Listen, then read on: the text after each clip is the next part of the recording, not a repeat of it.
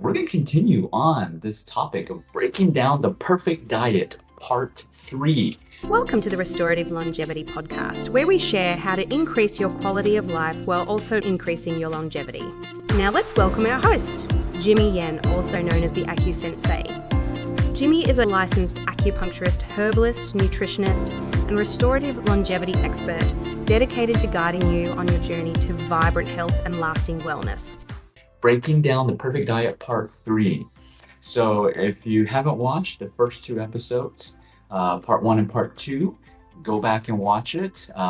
It's crucial information and it will help you understand part 3, right? So go back and watch. If you haven't subscribed, hit the subscribe button, get your friends and family members who need to hear this information. Again, this information is not just, it's not based off of just theory. It's not like, hey, I read some research and I'm just reporting research. That is not this podcast. This podcast is, hey, we have the #1 acupuncture and wellness clinic in the entire North America, Achieve Integrative Health. We treat thousands of patients. What are we doing for our patients? So if you're tuning in, you can't come to our clinic, this is the podcast to be on, because I'm telling you, I'm revealing the secrets of what we tell our patients what to do, what they pay us thousands of dollars to teach them. I'm giving it to you for free right here. So pay attention. So we're talking about the perfect diet. So what's the point of today's, what is the point of today's podcast? That's how I do these podcasts. I give you the point straight, right to the point, right in the beginning. I don't wait till the very end.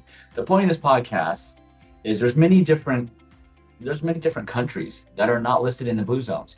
Just because there's only 5 countries, cities or communities listed in the blue zones does not mean those are the only blue zones in the world. There are undiscovered blue zones all around the world. And so we're going to go over a potential blue zone area and what they do. And guess what? They eat a version of the Mediterranean diet. That is the perfect diet. Regardless, again, this is not based on research done on labs, done on mice. This is real life people in our clinic. What we have seen has produced the best results. And this is clinical. You can say it's clinical research because it's done on active patients who actually pay us, and not a research study where the researchers pay the participants. Most research, they pay the participants to join in on the research. And just think about it, how transparent are they going to be? How honest are they going to be? If you are someone who's participating in a research, right? You have the difference. They pay you to participate in the research versus you are paying them to be a part of the research. Which one are you going to be more honest? That's for you to answer, not me. Okay, so we're going to go into China. China they did not find a blue zone in the blue zone book, but there are blue zones in China, especially rural China. If you haven't read this book, I believe it's called the China Study. It's been out for probably 20 years, I think. It's one of the most largest nutrition study ever done. I don't think there's another nutrition study that has the enormous participants. I forgot how many participants. If it's not tens of thousands of people, it's 100,000s of people. There is no nutrition research that has looked at over 100,000 people. If you look at most of the research that people are quoting these days about nutrition, the number of participants, if they're doing it on human beings, the number of participants in those research is less than 100, sometimes less than 50. And then you see all of these, scientists, you see all these physicians, you see all these holistic natural practitioners quoting research where the research was only done on 20 people. That's not a lot of people, right? I'm not saying the research is wrong, but I'm just saying it's not a lot of people. So the book, the China Study, they did it over, I'll get this number for you, but it was just a massive amount of people. It was just over 10 years. I think more than 10 years. So again, excuse me, most nutrition research done on nutrition, they're used to sell supplements only, mainly, not only, but many of them are done over just a few months, maybe a year, most of them maybe a few weeks, right? So when people are quoting research, you need to ask them, how many people were in that research? How many participants? And was it human beings or was it mice, right? Was it human beings? If it is, how many human beings were a part of the research? Were they paid to be a participant, right? Because that changes the data. If I pay you, right, and I'm going to reward you, I'm going to incentivize you to get a result that I want. Because the purpose of me paying for this research is I want to be able to sell something. Unfortunately, that is research, okay? So ask them, is it done on human beings? How many human beings? Are these human beings getting paid to participate in the research, right? And over what period of time did you do this research? Was it weeks? Was it months? Was it just a year? Was it 20 years, right? So going back, the book, The China Study, best nutrition research done. Many people are going to deny the facts of it, and that's okay. You can believe what you want to believe. I can tell you, many of the stuff that we do, we recommend for our patients and we advise our patients who pay us is similar to the China study, okay? So coming back today is what is the, breaking down the perfect diet. We look at China. So there is a rural place that researchers found. It's Bama Yao. So it's Bama Yao. So in English, it's Bama Yao. It's a southern Guangxi province. And this area is one of the poorest areas. It's in the middle of nowhere in China, okay? It used to be one of the poorest areas, but it has a village that is known. It's called the Longevity Village. So they have a lot of centenarians. They live over past 100 years old, right? With a high quality of life. So they should be part of the blue zones. So let's look at what do they do to live a higher quality of life and a longer life. How do they live a restorative longevity life? Okay, so they're also known as the area with a natural oxygen tank. Natural oxygen tank. Like, when people can't breathe, they have emphysema, or they smoke a lot, they have to put these, oxygen, right? This area is known as a natural oxygen tank because of their clean, fresh air.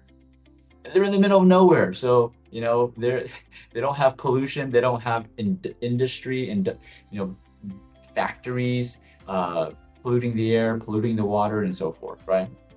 So what do? They eat frugally and mindfully. So they don't, because they're poor, they have to watch what they eat, and they don't just eat, they don't have the option actually to eat junk food, right? I don't know if the Western diet has infiltrated that area yet. The Western diet has infiltrated many parts of China, and that's part of the book, The China Study. They show the health of the people before the Western diet came into China. And they show that once the Western diet came into China, it started killing people. So if you start thinking that the diet that's here in whether it's here, mostly in North America, but even in Europe, there's Western diets also in Europe. If you think that the research showing that the Western diet is good for your health, it's a big fat lie, okay? So when you put the Western diet into any city, any community that was not previously exposed to the Western diet, you track their health, the Western diet always kills them. Okay, so again, this is what we teach our patients, right? You can refute me, you can disagree with me with other research, and that's okay. It's your choice to do what you want and what you want to put in your mouth and what you want to do for your family.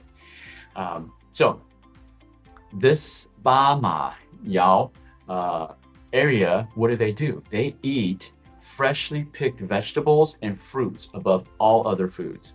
So fruits and vegetables, we already know that, but the thing is we don't want to believe it, or because we don't like the taste of it, we're like, oh, we want to find, and here's the thing. That's why pharmaceutical companies and nutrition companies, they know people don't like to eat fruits and vegetables. So they manipulate research to show you that, oh, animal protein, oh, KFC, oh, McDonald's, oh, these steaks, they're so good for you. Atkins diet, oh, the paleo diet, they're so much healthier for you. To trick you, right? Because they want to sell something. But fruits and vegetables, this is what people are actually doing around the world who are living a higher quality of life and a longer life, okay? They're favoring picked vegetables. And here's the thing, vegetables are part of every meal. Yes, breakfast. Here in the US, it's bread. The breakfast in the US is killing people.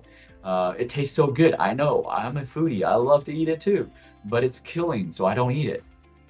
So what do these people, these in the longevity village, this village is known as a longevity village, so they must be doing something right. For us to ignore and say, oh, research doesn't show that well, then you can live by research and die by research. I prefer to live by, real life research, right? Real life people, real people doing life, not in a laboratory, and from our patients, what we learn from our patients as well. Vegetables are part of their meal. In this longevity village, they eat vegetables, all 3 meals, okay? What is their staple? And this is gonna shock you, rice. They eat rice. Yes, here in the US, because of the newest research, everybody's saying grains are terrible for you. They're not. Grains produced here in the US are terrible for you. Grains produced outside of the US are great for you, okay? So what is their main staple? Rice, and then maize kernels. They also do sweet potatoes, fruits, nuts, and seeds. And then after that, the next thing that they eat a lot of, sweet corn. Yes, corn is good for you, except not corn here in the US, okay? Corns, beans, peas, lentils, and fresh caught fish. Fish. What does this remind you of? The Mediterranean diet, right? That's what I'm telling you. Even though they don't classify it as a Mediterranean diet, but they're doing a version of the Mediterranean diet. That's what I'm saying. The Mediterranean diet is the perfect diet.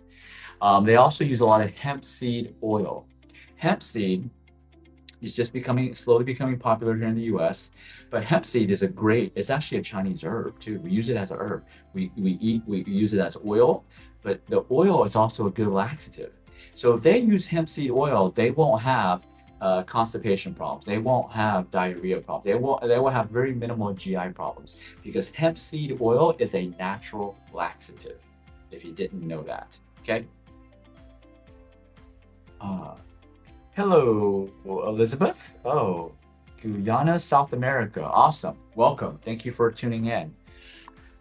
South America, yes. Costa Rica has one of the blue zones. So, South America has a really good diet too. I know there's a lot of US companies going to South America to create agriculture farms, and they're controlled. I don't know if they use Roundup, but those productions are not healthy as well. It's the original South American culture created produce is very good. So that's what I'm saying. People, I get comments like, man, I don't have access to the foods that we have access to here in America. And they think of it as a bad thing. I'm like, no, it's a great thing. If you don't have access to the food that is here in the US, that is a beautiful thing. You have actually more nutritious food than we do.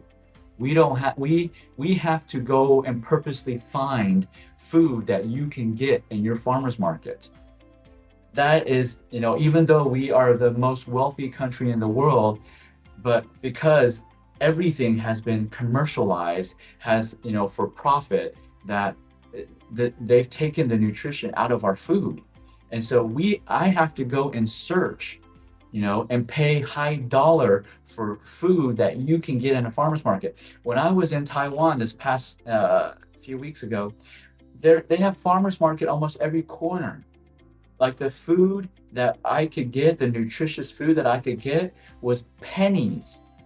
Like I would have to pay 100 times more. Okay, that's exaggeration. 10 times more. 10 times more the cost just to get the food that I could get in Taiwan that's more nutritious just around the corner. And I would have to drive to far places to get it. No, it ain't at Whole Foods, okay?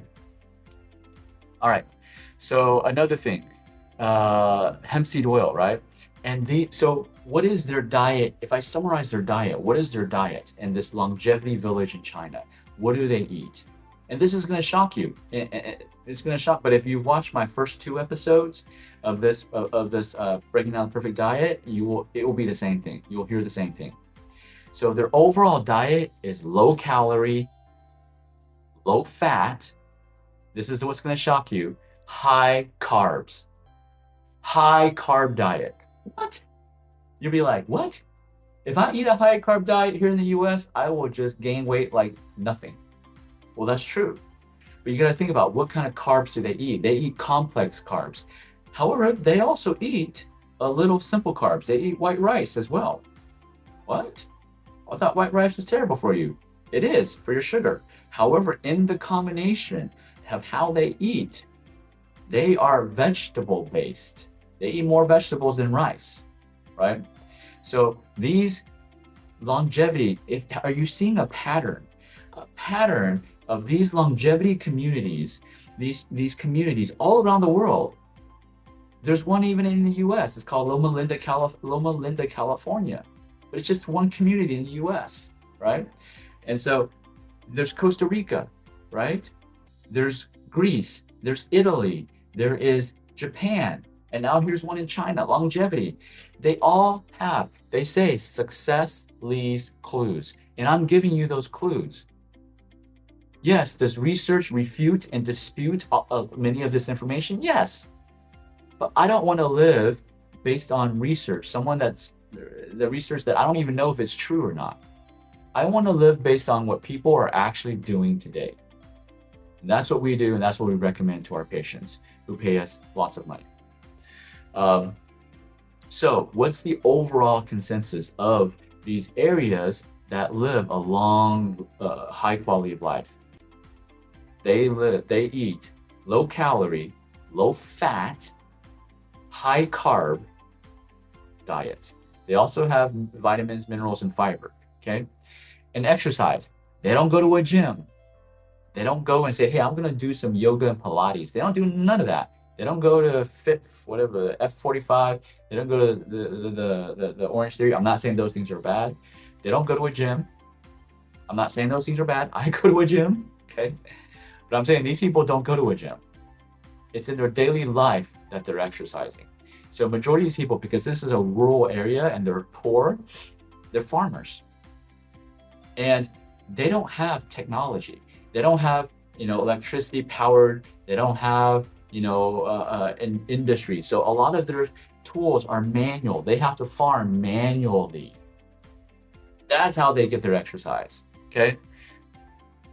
Now, of course, the number one excuse we're going to say is, oh, that's so inefficient. Oh, we don't have to do that. We can just go here, here in Austin, go to HEB. We can go to Sprouts. We can go to Whole Foods. We can go to Trader Joe's. Yeah, we can. But that is a sacrifice. We sacrifice our health for convenience. So one thing I love about, areas that have really good public transportation, Taiwan is an example. Great public transportation. And we also stopped by Japan, and Japan has great public transportation. With public transportation, you have to walk. We naturally, without even trying, average 9,000 to 10,000 steps, about 5 miles per day of walking, without even trying. I wasn't even trying to exercise, and I was walking 5 miles every day. It's because of public transportation, right? Here in Texas, we don't have that. This longevity village also doesn't have TV and social media. All of us are glued to our screens, right? Community. So this is another consistent thing. This society thrives on real-time social network. They have community. Because we, here in the Western culture, we are so consumed by social media that we don't have relationships anymore. We don't talk to people anymore. Kids, you look at kids, you go to anywhere. Like I went to even in Taiwan and Japan, you go on the subway, right? Everybody's on their phone. Everybody's on their phone, especially in Japan, because in Japan and the subway, you're not allowed to talk loud. So everybody is just glued to their phone. But in Taiwan, you can talk. So there's more conversations, there's more relationship building, right? But if you come here to the US, like in people waiting in line, they're all on the phone. They're not talking to each other. They're not making new friends. They're looking at their phone. They're glued to their phone. There is no community here at least here in Austin. Okay. Everybody is just separated to their own thing. And here's a big one. This is in the Asian culture. Respect. Longevity village, there's a lot of respect. Respect for who? Elders. Elders are held at the highest regard. And how do they practice that? Elders eat first. Every meal, the elders eat first. That's kind of flipped here in the US, right? And actually, I would say even in starting to infiltrate into Asian culture in the metropolitans, where the children are eating first. No. Children should eat last. The elders should eat first, right? It's respect. So those are the common things that the longevity village practiced. So you can see they're very similar to all of the blue zones, the Mediterranean lifestyle, right? Now, when we talk about China, we think about herbs. And I'm going to talk about two herbs that are famous, become very popular here in the US, but are used widely incorrectly. One is ginkgo biloba, the other one is ginseng. Ginkgo biloba is used here in the US and in Europe, in Germany and England. They're used to help your brain, your memory, right? And does it have active ingredients in ginkgo biloba to help your memory? Yes. But what was ginkgo biloba traditionally used 3,000 years ago? It wasn't for memory. It wasn't for memory. It was for cough, for respiratory function. That's what it was used for. But because somebody wanted to commercialize Chinese herbs, they found an active ingredient that would improve memory. And so now it's promoted as memory improvement. It's not promoted like how it was used 3,000 years ago. It was for cough. And here's the problem with that. Because they extracted the active ingredient from ginkgo biloba, now some people are overdosing. Because traditionally, ginkgo biloba that was used for cough, you only use a small dosage, not a large dosage. So now people here in the US are going to Walgreens, CVS, these pharmacy stores, getting these ginkgo biloba pills and just thinking, oh, if I pop a lot of it, I'm going to get smarter. Well, you ain't. This is why many people that take it, they feel like, oh, it doesn't work, right?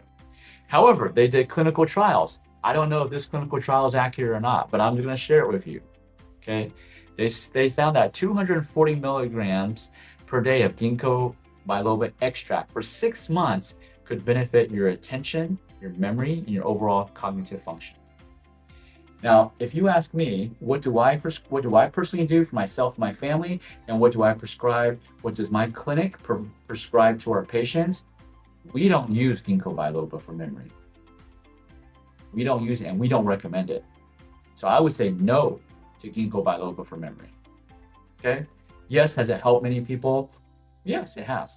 But I would not recommend it because you could overdose on it. Okay? Ginseng. Most popular ginseng is called Panax ginseng. Okay, research, again, it's known for anti-aging. Research has shown 4.5 grams of ginseng per day might be helpful in improving cognitive function, even in Alzheimer's. Okay, so again, how is ginseng used incorrectly here in the US? There are different types of ginseng. If you use the wrong type of ginseng, you could have an adverse reaction. So they're again extracting active ingredients from ginseng and saying, oh, it helps you anti-aging. Okay, it helps with your brain function. And it actually does. But you have to use the right one. If you use the wrong one, you could get nosebleeds. You could increase, if you have high blood pressure, it could increase your blood pressure if you use the wrong one. So when people, especially, I see functional medicine practitioners prescribe ginseng like crazy. They don't know the different types of ginseng. They're only basing off these research of an extract of panax ginseng. And then that can cause problems. It can increase your blood pressure, which it can increase your risk of stroke if you're using it wrong. So don't just take panax ginseng, randomly. Now, does it work? Yes, it does help in anti-aging, and it does improve your cognition, your mental abilities, okay? And now, people who don't want you to take supplements or they don't believe in supplements are going to say, but there's not enough research to prove that panax ginseng can actually help your memory.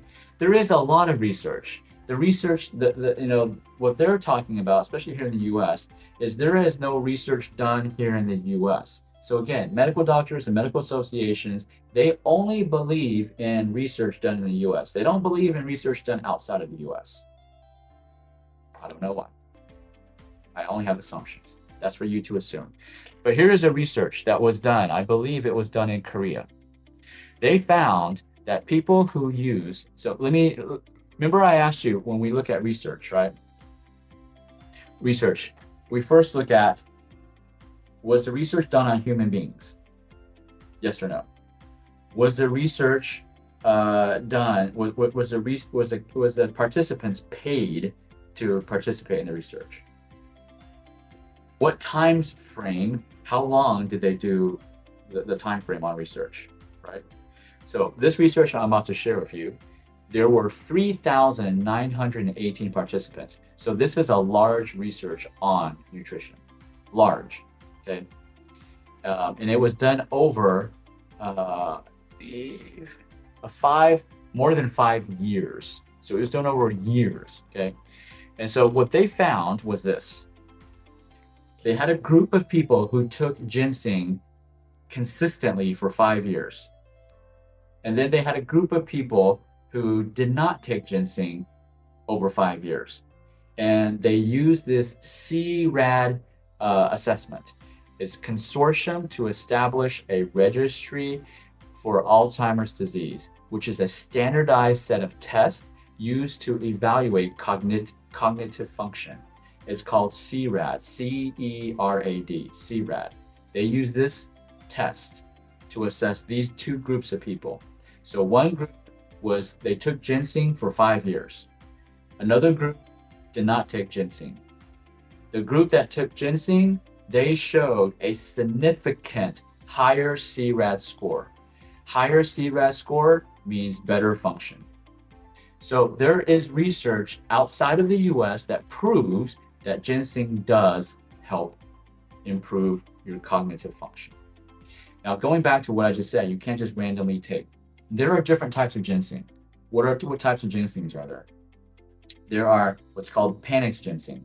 Panax ginseng can be cultivated, can be harvested from China or Korea. Right? And it's in the northern parts, which is the freezing cold areas. And then there's also called Siberian ginseng. There's Western ginseng, which is made in Wisconsin here in the US. Okay. So why are there different types of ginseng? Because the ginseng correlates to the environment of where the ginseng is grown. And so it is suited for the people who live in that area. So if you live in southern China, which is hot and humid, you should not be taking panax ginseng, because panax ginseng is very warm and hot in nature. And that, because those areas, the north areas in North Korea, not North Korea, but northern South Korea, those areas are freezing. They're snowing and below zero all the time. They will grow, God-made herbs and foods that will warm the body up. So they will warm them up really good. So if we are, let's say here in Texas, where it's freaking hot and humid, we should never be taking panax ginseng. Unless there are exceptions because we're always in AC units, right? But in general, people here in southern US, in Texas, should not be taking Panax ginseng. We should be, if we are going to take a ginseng, we take Western ginseng made in Wisconsin. Because typically, yes, Wisconsin's a little cooler too, but Western ginseng is grown in warmer temperature, warmer climates than Panax ginseng. You see, this is what people don't tell you. This is what we tell our patients. That's why people who take Panax ginseng get into trouble a lot. And especially if you take medications, it can interact with your medications, right? So these are the things that you got to pay attention to and not just trust. Just because it's on the counter doesn't mean it's safe, okay?